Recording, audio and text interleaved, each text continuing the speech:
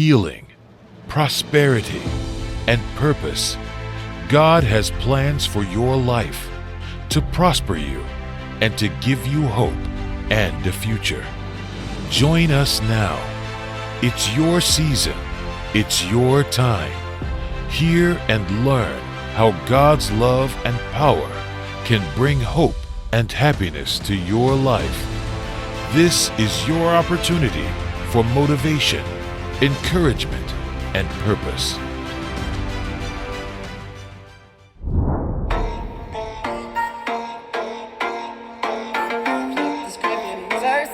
Change it up, you don't have to curse it. You're worth it. Flip the script. Flip the script. Change my scene. Change it up, you don't have to curse it. My dreams, you worth the script.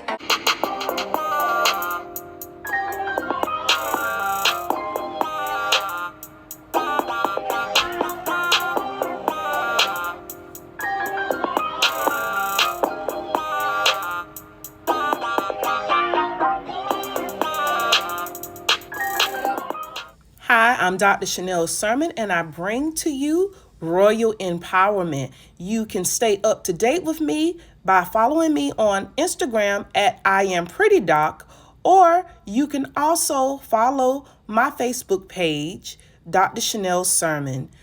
Enjoy the broadcast, and thank you. I want to talk about the last shall be first, and the least shall be the greatest. Okay?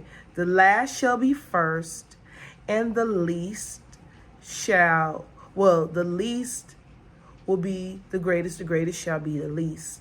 Okay? I want to talk about this because a lot of times, and I'm gonna put it like this: I don't believe every person listening to this message will resonate with it, because this is really for certain people. This message here is for certain people. This is for the Davids, okay? This is for the people who have went through life to a certain point. I don't care if it's a child listening to this message, because some children needs to hear it, okay? But if you ever feel like you've been overlooked, you've been overstepped, no one sees you, the idea that you have breath in your body is that God sees you, because he put breath in your body. And even though when you think about your parents, and this is for everybody young and old, those that have dealt with neglect and abandonment issues and things like that, God sees you, and he understands the pain of what it feels like when you just want to be loved, you just want to be accepted, but it just feels like, people is not feeling you.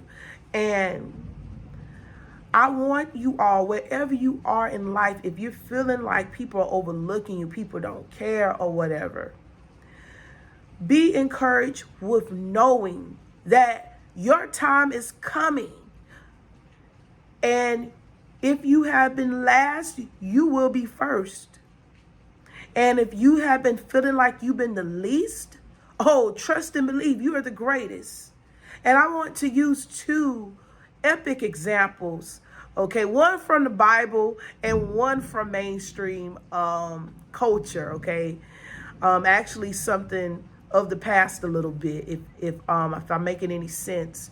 All right, so let's talk about David. So David, he became king in the Bible. Now, Saul had dropped the ball when it came to God. And so God had another person in mind to be king.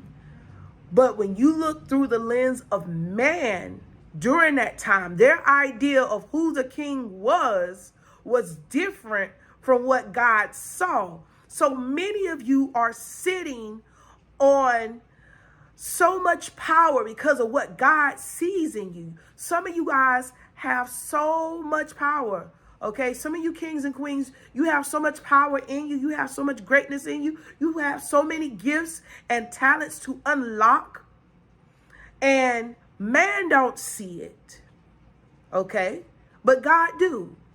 And then God sometimes have it where people don't see you for a season in your gifts, in your skills, in your talents, in your greatness or whatever. Okay? He'll have it where they don't see it yet. Sometimes if people know things too soon, it might mess stuff up. But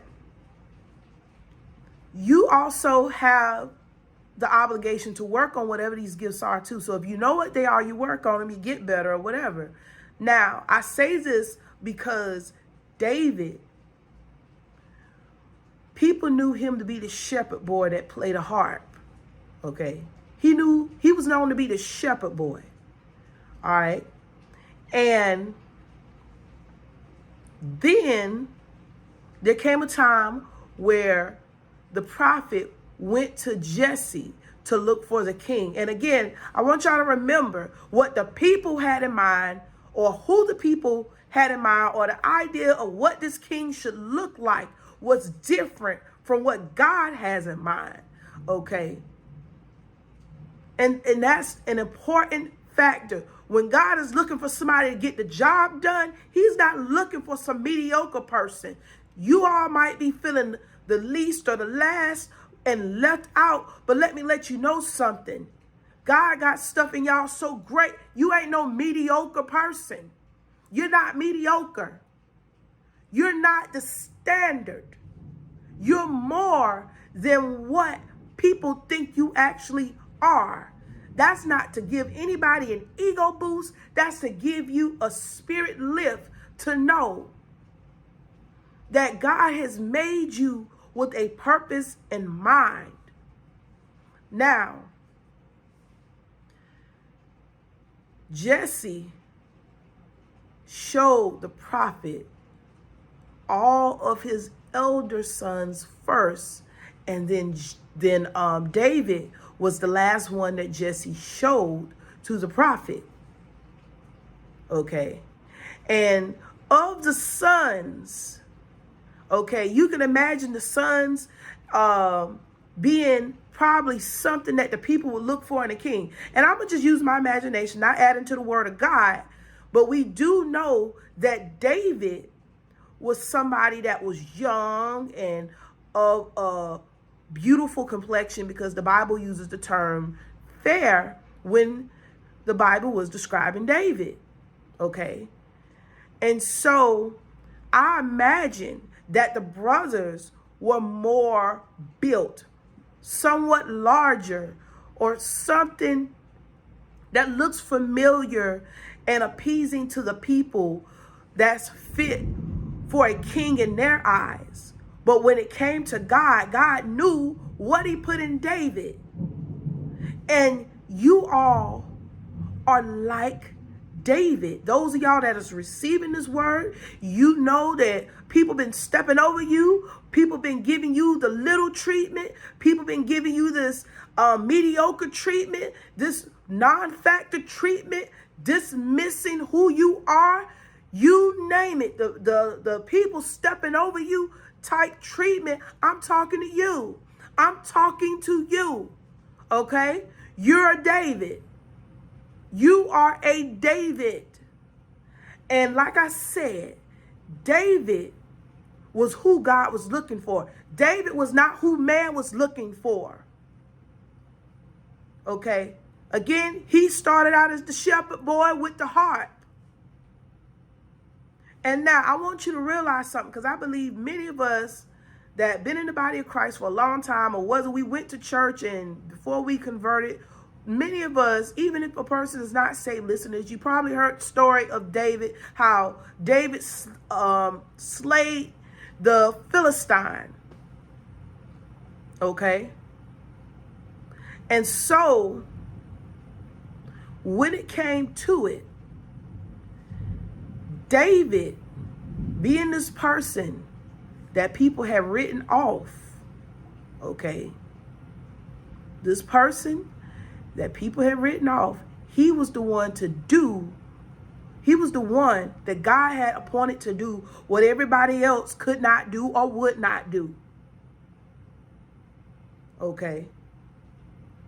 And see, God, when you say God looks at the heart, he knows what's in the heart of each and every person, no matter how big or tall they are. You got some people, they walk up big, bad, and bold, and in the right situation to show you who gonna really run from the challenge. And then you got this little person. It sort of reminds me of when I would watch Scooby-Doo and Scrappy, the little puppy, the little pooch. That's what I'm trying to say. The little pooch want to fight everybody, but he's just like yay high, always wanting to fight somebody.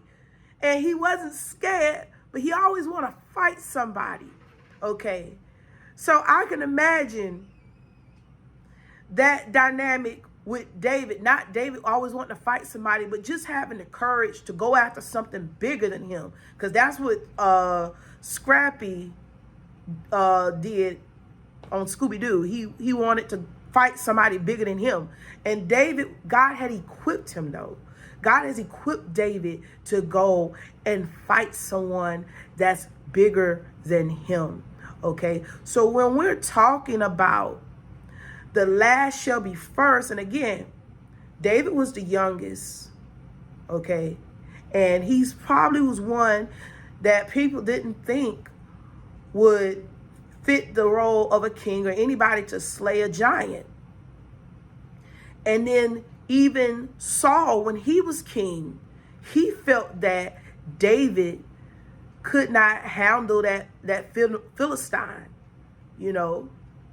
So David even had to pull out his resume and say, hey,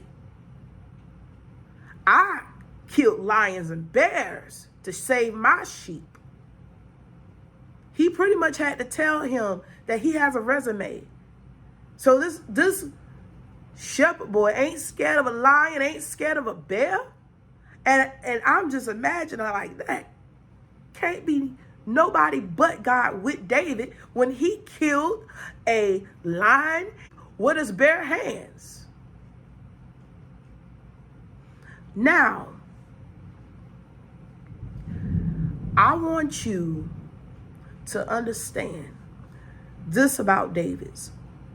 People that are Davids, you're usually the heroes. And that's what David ended up being to the people of Israel.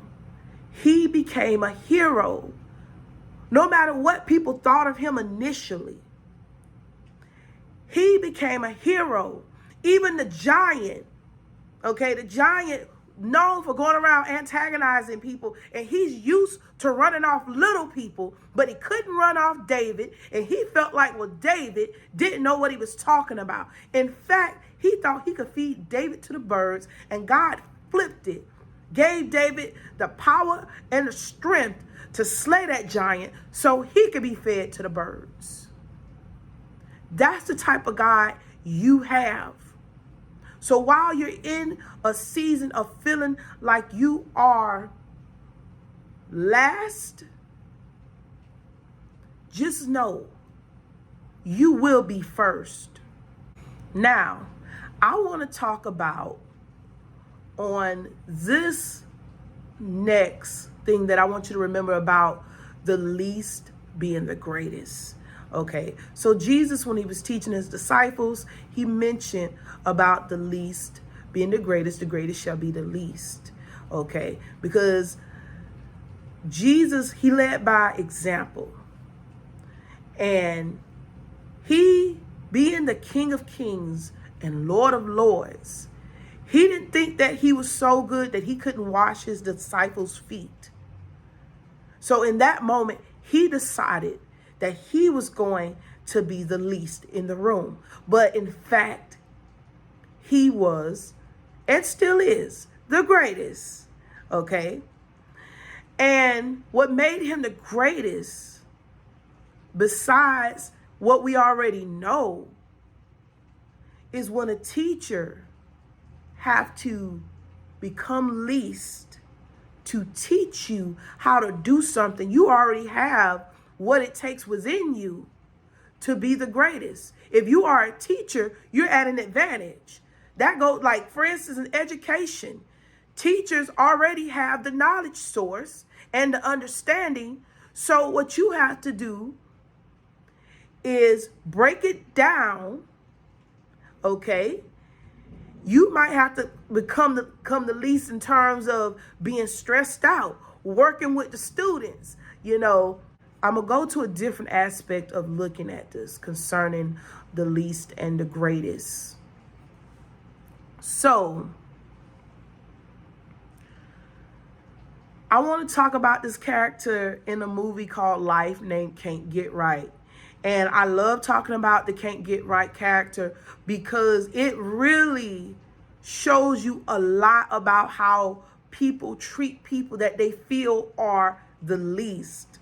Now, Can't Get Right to me is the perfect example of how people can label you because they feel that you have no voice. Some of us that do talk and don't have that actual disability of not being able to speak. Some of us that do talk feel like we're not heard, feel that we're overlooked, feeling that people are giving us labels that we don't want anyway, even against our own will. And it just so happened, Can't Get Right, he couldn't speak up for himself anyway. Nobody knew his name.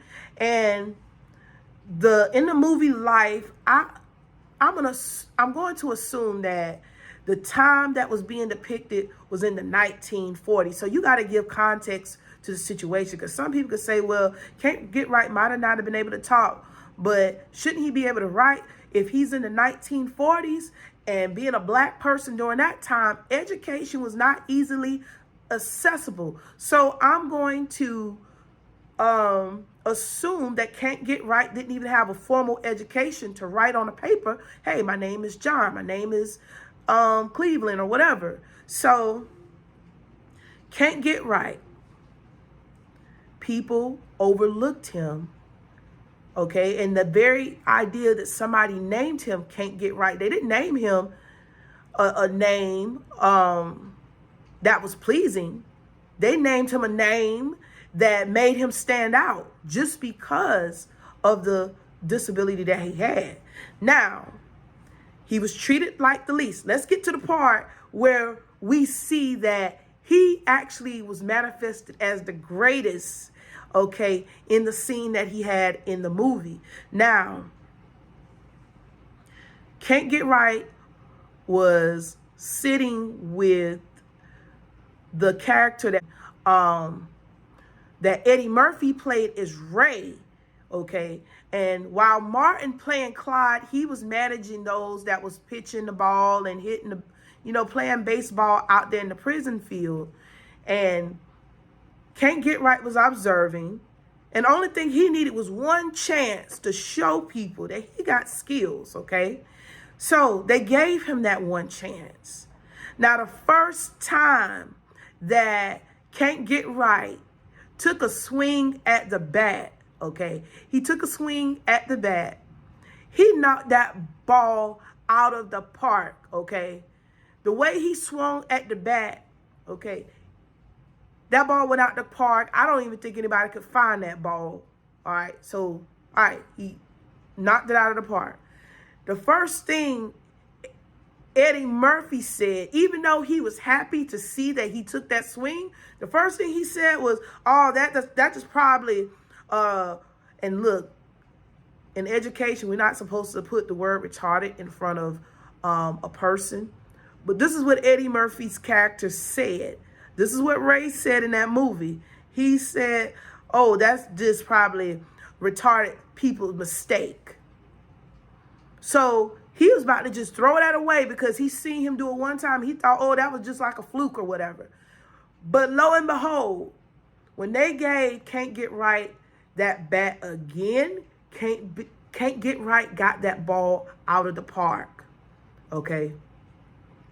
So, needless to say, and it was just like a big old blessing for Can't Get Right after that, because Can't Get Right was able to get out of prison just because of his skills. So, as an example, I want to even say Can't Get Right's gift made room for him. It actually caused him to come up out of the prison. Okay?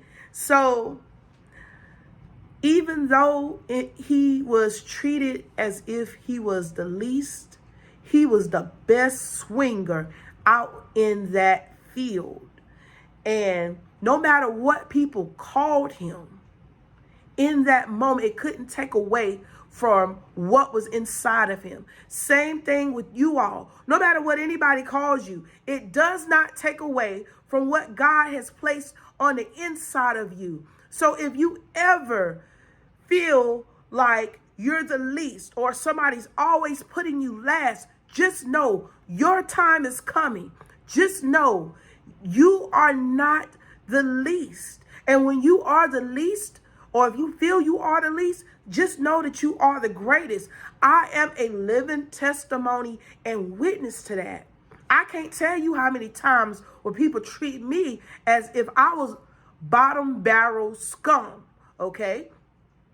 I can't tell you how many times people have done that to me. I can't tell you how many times people have dismissed my feelings and how some people talk to me as if I'm insignificant. But what God is doing with his people in this season is showing them, you and those that think that they are above you, that think that they are better than you, that think that they're going to dismiss the things that you bring to society, the things that you bring to your community.